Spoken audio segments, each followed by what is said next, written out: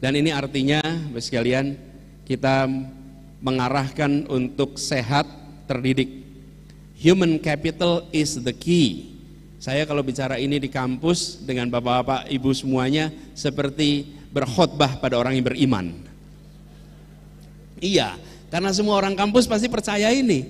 Orang kampus percaya bahwa kesehatan dan pendidikan adalah kunci untuk meningkatkan kualitas manusia Indonesia. Dan saya istilahkan kualitas manusia, bukan kualitas sumber daya manusia. Saya mengusulkan jangan digunakan istilah sumber daya manusia untuk pembangunan manusia. Kenapa?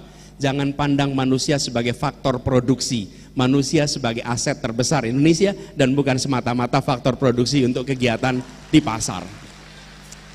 Begitu diistilahkan sebagai sumber daya, maka dia ekuivalen. Sumber daya dalam perekonomian ada sumber daya orang, ada sumber daya kapital, ada sumber daya tanah, ada sumber daya teknologi, itu semua sumber daya di dalam sebuah faktor produksi.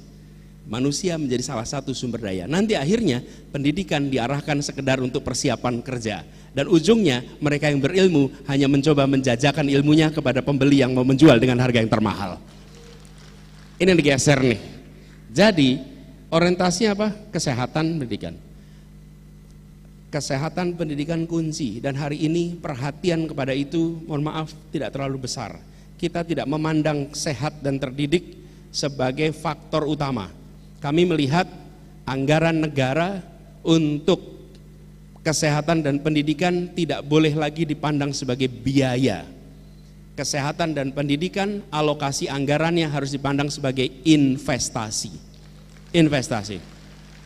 Begitu dia dipandang sebagai investasi, maka kita akan menghitungnya berapa yang akan kembali di kemudian hari.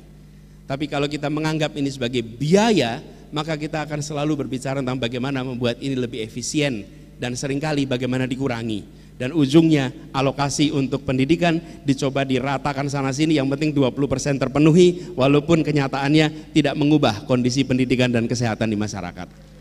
Ini harus diubah.